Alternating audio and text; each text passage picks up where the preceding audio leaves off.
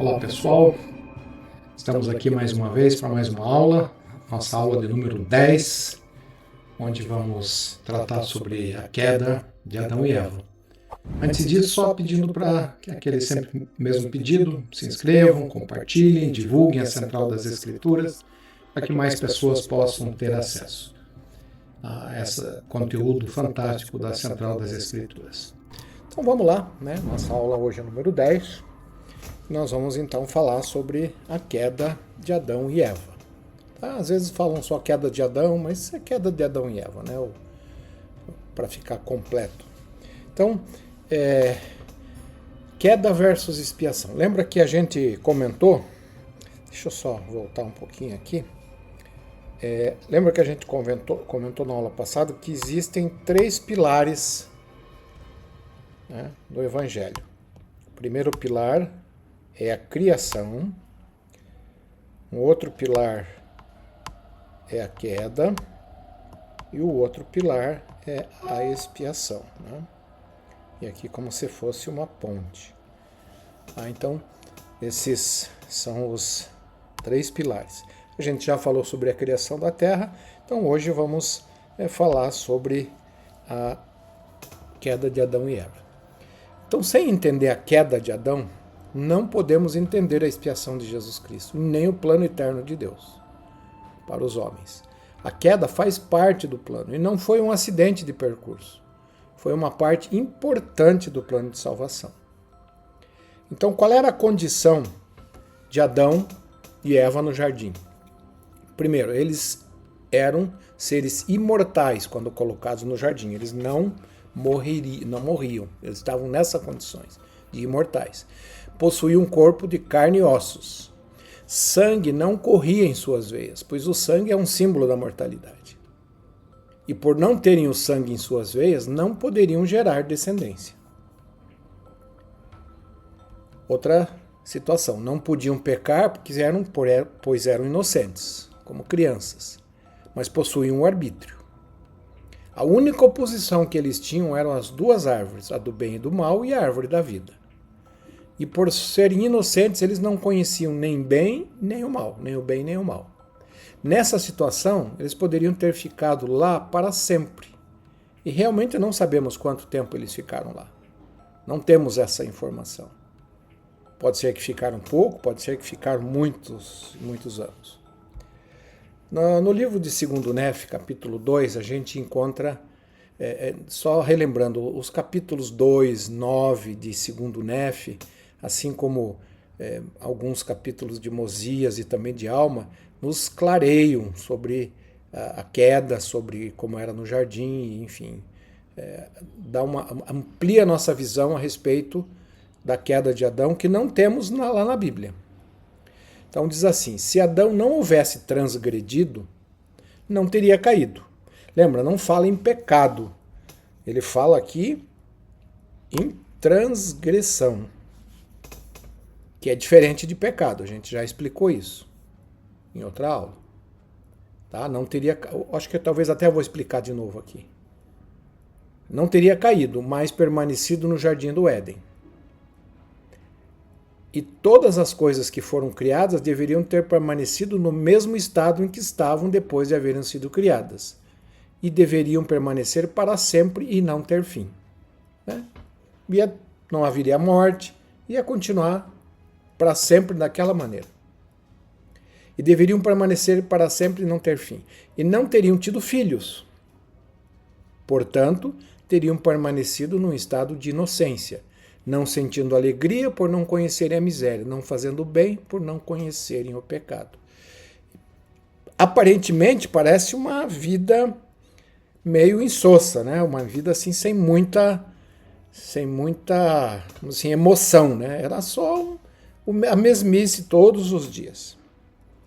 Então, por Adão não estar sujeito à morte quando foi colocado sobre a terra, fazia-se necessário uma modificação em seu corpo pela ingestão desse elemento, como quiserem chamá-lo, o fruto, o qual fez com que sangue entrasse em seu organismo, e a vida do corpo passou a ser o sangue e não o espírito somente.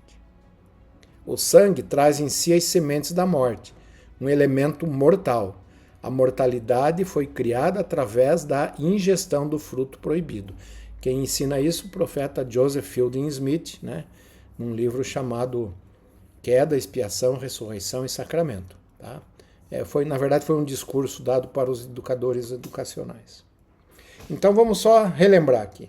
Antes da queda, qual era a situação? Aqui tem o antes e o depois. Então não haveria morte física, Adão e Eva teriam permanecido no jardim para sempre. Depois da queda, o homem tornou-se mortal e morreria fisicamente. Outra situação. Não havia morte espiritual, eles viviam na presença de Deus, era a situação antes.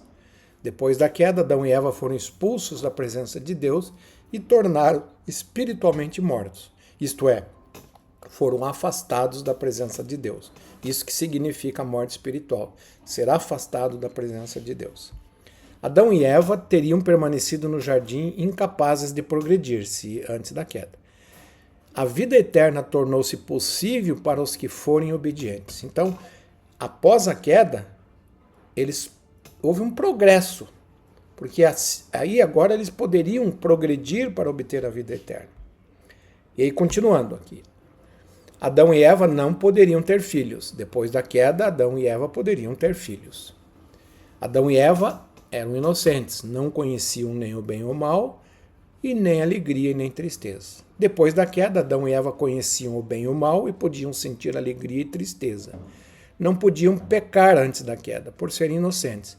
Depois da queda, por conhecerem o bem e o mal, podiam pecar. Outro assunto que precisa lembrar também, que é um assunto que o mundo não tem esse conhecimento.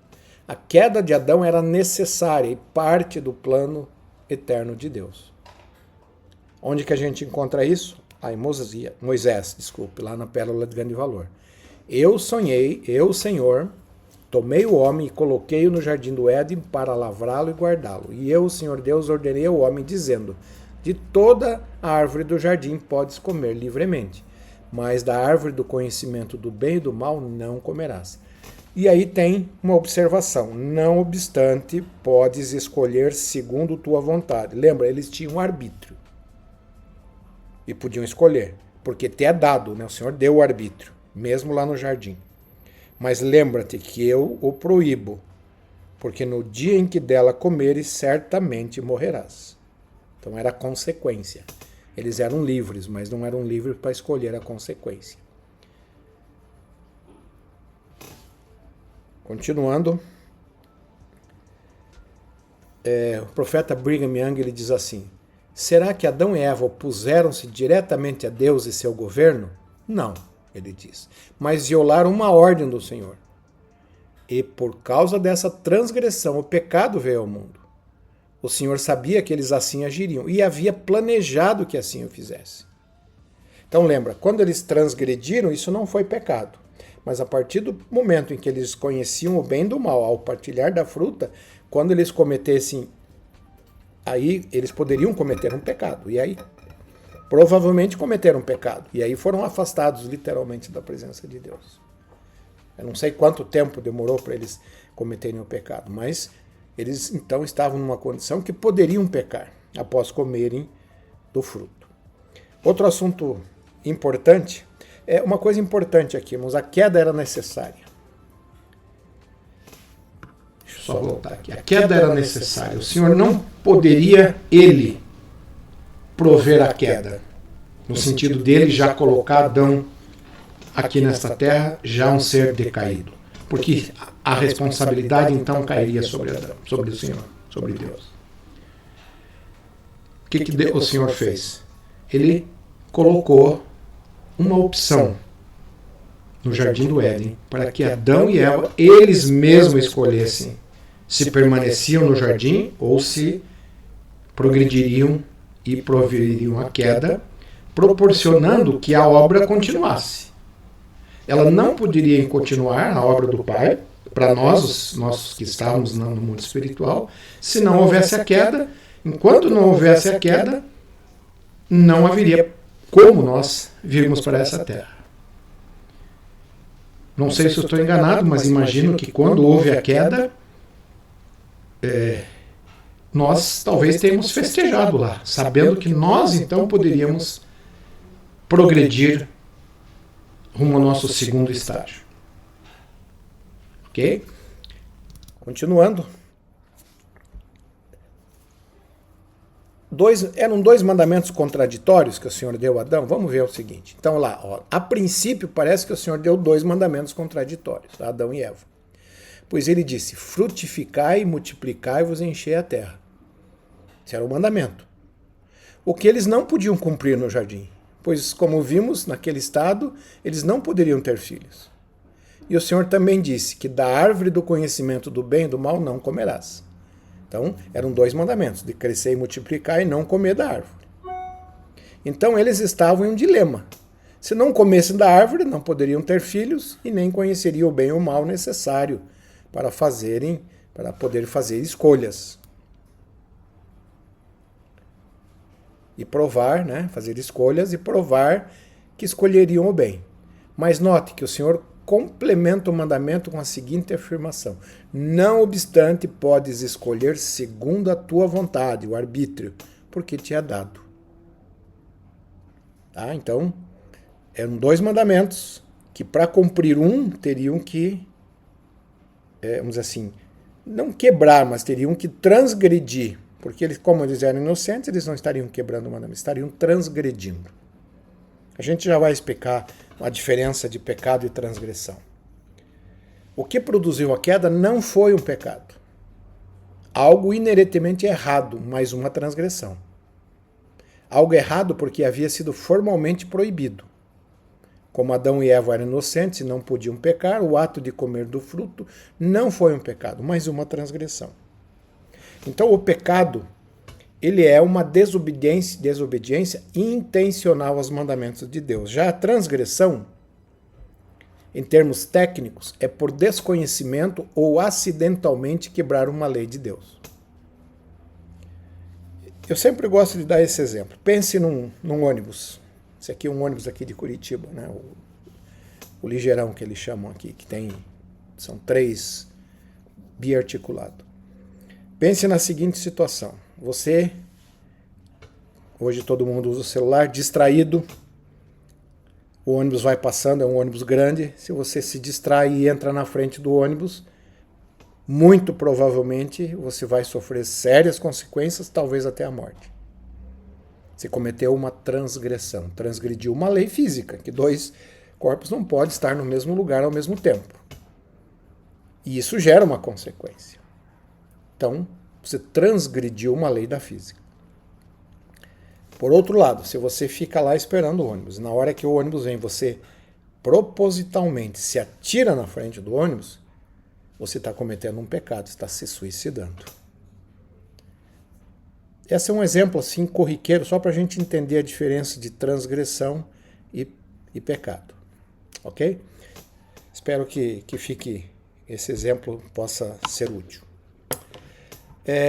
O presidente Joseph Fielding Smith, que foi um profeta de Deus também, ele diz assim, ó, sinto-me muito, muito grato pelo fato de, no livro de Mórmon e em outras escrituras, a queda de Adão não ser chamada de pecado. Não foi pecado, ele diz, que fez Adão. Exatamente o que o Senhor queria que fizesse. Odeio ver alguém chamar isso de pecado, porque decididamente não foi. Adão não pecou ao partilhar do fruto proibido. Digo-lhes que ele não pecou. Permita-me citar o que encontra no livro de Moisés com respeito ao mandamento de Deus a Adão. Eis a maneira como entendo essa escritura, ele diz. O Senhor disse a Adão, aqui está a árvore do conhecimento do bem e do mal. Se você quiser permanecer aqui, não poderá comer do fruto. Se quiser permanecer, fica proibido de comê-lo. Você poderá decidir sozinho e comer do fruto, se quiser. E se você comer, certamente morrerá. Veja uma nítida diferença entre transgressão de uma lei e o ato de cometer um pecado, né? A gente já tratou sobre isso. E parece que Eva tinha já entendido isso um pouco à frente de Adão, né? Porque foi ela que desencadeou, né? Ela foi a primeira a comer do fruto. Outra coisa importante, para que o Senhor pudesse conseguir seus eternos propósitos com relação ao homem, depois de haver criado nossos primeiros pais, os animais e tudo, né? Enfim, todas as coisas criadas, era necessário uma oposição. Lembra da lei, das 3 elementos eternos da lei eterna, né? Oposição, bem e mal e arbítrio. Essas 3 coisas são tão eternas quanto o Deus é eterno. Sempre existiram e sempre vão existir.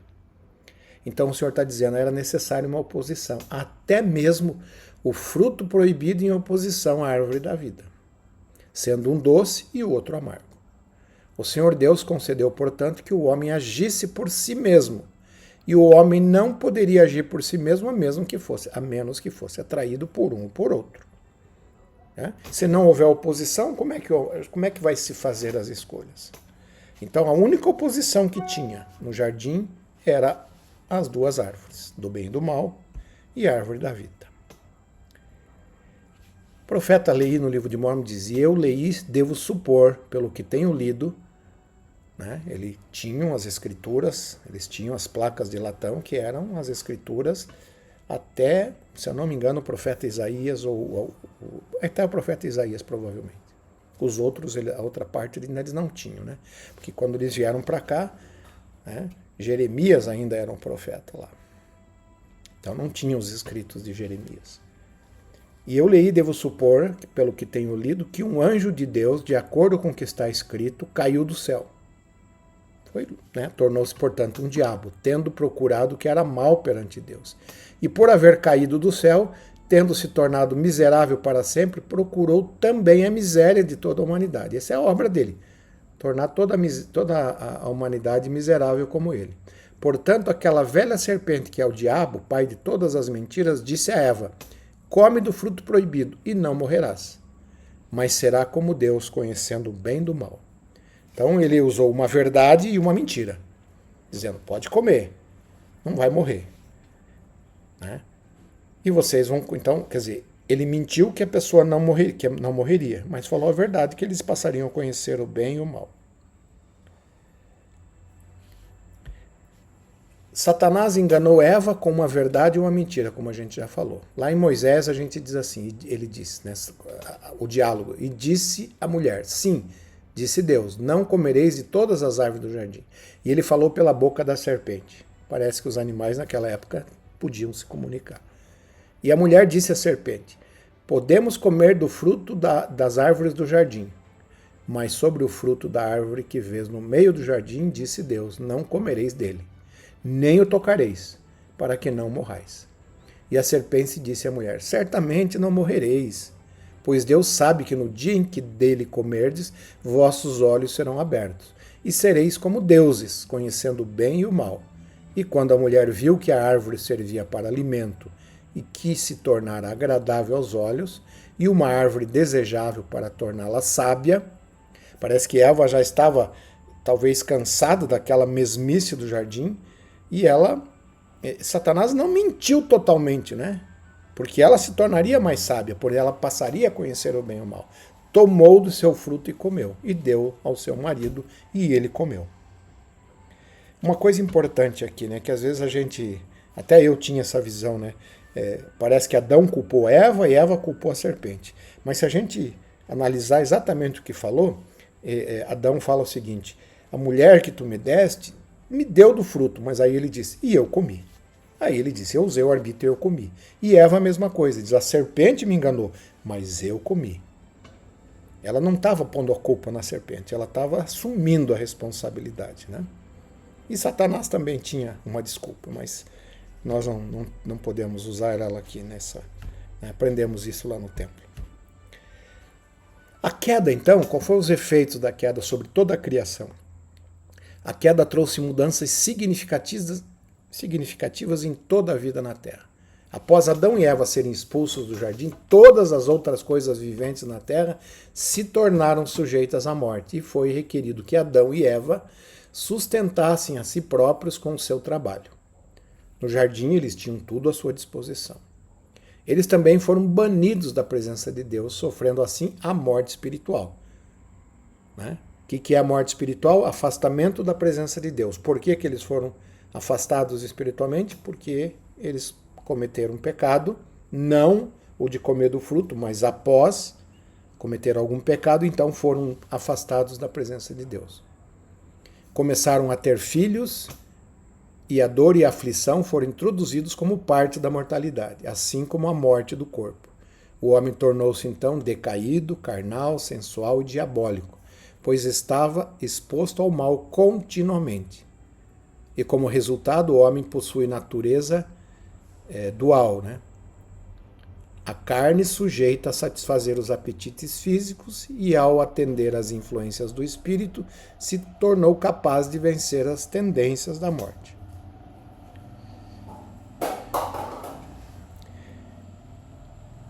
Por que eles estavam expostos ao mal?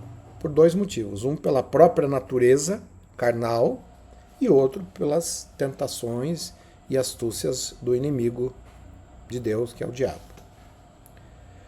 Uma outra coisa que é interessante a gente lembrar, Satanás ele não conhecia a mente de Deus. No livro de Mórmon, o profeta Leí, falando do plano de Deus para nosso progresso eterno, declara que todas as coisas foram feitas segundo a sabedoria daquele que tudo conhece. E seu filho Jacó contrasta a sabedoria do plano de Deus com o plano de Satanás, dizendo: ó, quão astuto é o plano do maligno. Com certeza, Satanás é astuto, mas não é sábio. Se fosse sábio, não teria se rebelado contra Deus. E por isso, seu plano fracassará totalmente no final, quando Cristo será o vencedor. Satanás, por não conhecer o plano e a mente, sabedoria de Deus, achava que poderia destruir o plano de Deus e o mundo. Ele achou que quando Adão e Eva comessem do fruto, tudo estaria perdido. E Satanás incitou o coração da serpente, pois ele havia atraído muitos após si. Está lá em Moisés isso. E procurou também enganar a Eva, pois ele não conhecia a mente de Deus. Por conseguinte, procurou destruir o mundo. Esse é o profeta Moisés falando. E aí qual seria a consequência? Nossos espíritos estariam à mercê daquele anjo que caiu da presença do eterno Deus e tornou-se o diabo para não mais se levantar. E nosso espírito deveria tornar-se como ele. E nós nos tornaríamos diabo, anjos de um diabo, a fim de sermos afastados da presença de nosso Deus e permanecermos com o pai das mentiras em miséria, como ele mesmo. Está lá em 2º Néfio. Essa era a situação. Após a queda, nós estávamos nos braços do diabo, de Satanás, para sempre. Mas como Satanás não conhecia a mente de Deus, e aí temos algumas escrituras falando alguma coisa assim, ó, porque como o Pai tem a vida em si mesmo, assim também deu ao Filho ter a vida em si mesmo. Na minha opinião, eu acho que Satanás ele não entendia, não entendeu, não sabia que o Salvador seria filho do próprio Deus e teria a vida nele mesmo. Porque qualquer outra pessoa que não fosse filho de Deus, literalmente,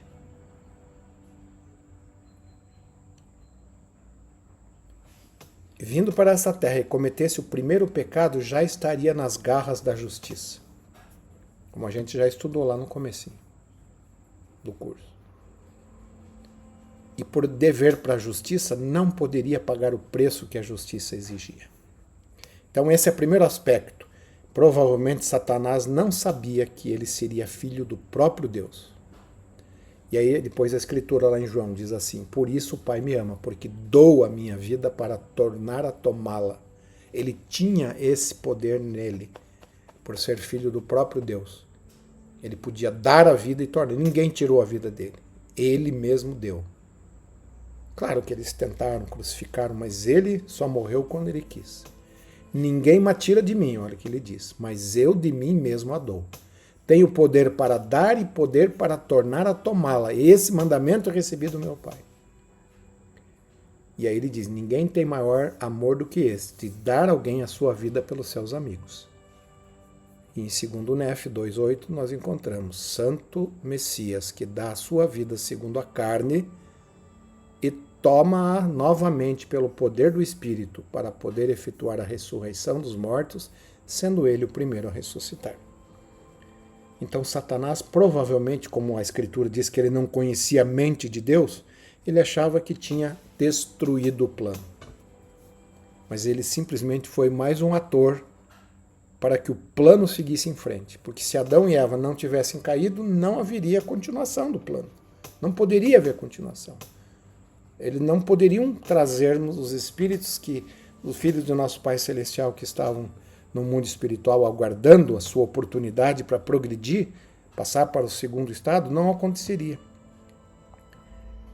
A queda, então, proporcionou isso. A queda não foi um ato que aconteceu sem o planejamento, foi planejado. Mas Deus não foi quem provocou a queda. Ele colocou os meios, mas Adão e Eva, eles provocaram a queda. E pagaram o preço por isso. Sendo afastados da presença de Deus, e eles, como foi prometido, morreriam no mesmo dia. Lembra, quando a queda aconteceu, a Terra vivia numa outra condição de tempo, onde um dia para Deus era 1000 anos para nós. E segundo o profeta Joseph Smith, Adão foi o que mais viveu, mais que Matusalém. Então, ele chegou próximo aos 1000 anos. Mas para Deus aquele era o primeiro dia. Então ele morreu no mesmo dia. Vamos ver só um gráficozinho que eu fiz aqui. Principalmente segundo Nef, para a gente entender a queda. Né? Adão e Eva, lembra, eles eram inocentes. Está lá nos versos 22 e 23. Eles tinham arbítrio, está lá no verso 16. Né? Eles tinham arbítrio. E eles tinham duas opções.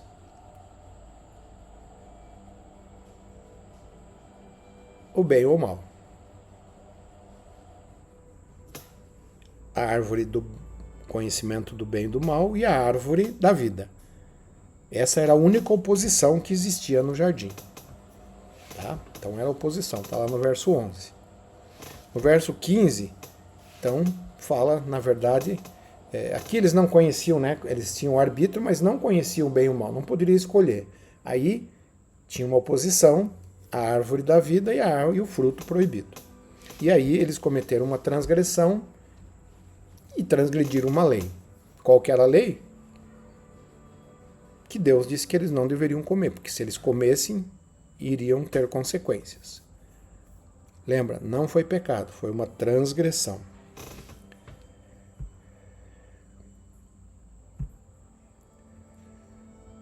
Tá? Aí estão aqui os versos de 2 Nef. Então, aqueles que querem aprofundar o seu conhecimento da queda, estuda 2 Nef, capítulo 2. Só lembrando, o arbítrio nos dá a oportunidade de escolhermos o certo e nos tornarmos livres. E se escolhermos o errado, cativeiro. Essa é a lei de Deus. Né? Ao escolhermos o certo, somos livres. Então, a lei e a transgressão, né? Quando se transgride a lei, traz a morte física. Quando se fez uma transgressão, né? Quando Adão e Eva provocaram a morte física. Mas a partir do momento que eles cometeram o pecado, quebraram uma lei que era o mandamento de Deus, eles obtiveram a morte espiritual, isto é, foram afastados da presença de Deus.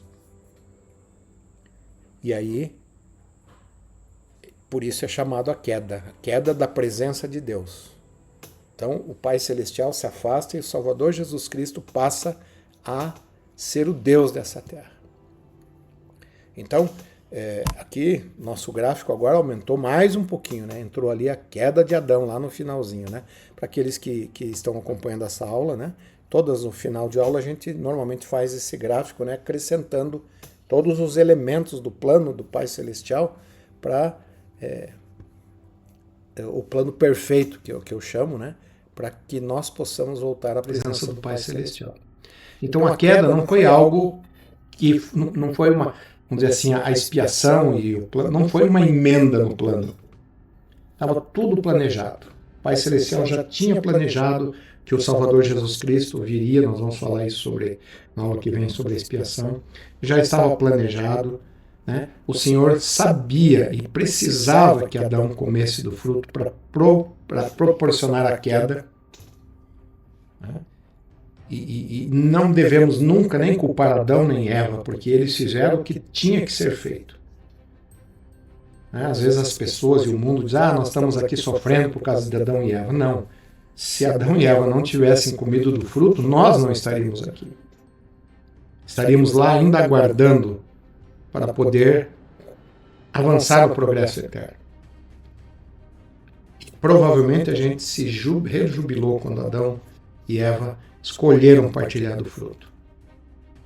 Parece que Eva foi enganada e Adão, percebendo então toda a situação, talvez escolheu mesmo, né? A gente aprende isso, que ele escolheu então comer do fruto para ficar junto com Eva e providenciar então que o mundo continuasse e as pessoas, nós, espíritos do Pai Celestial, pudéssemos começar a nascer na Terra para sermos provados e testados, e aí se iniciou todo o ciclo para que nós possamos um dia, se formos dignos e fiéis, voltar à presença do Pai Celestial. Então esta foi a queda de Adão, uma maneira mais rápida, né? Só lembrando dos pontos principais.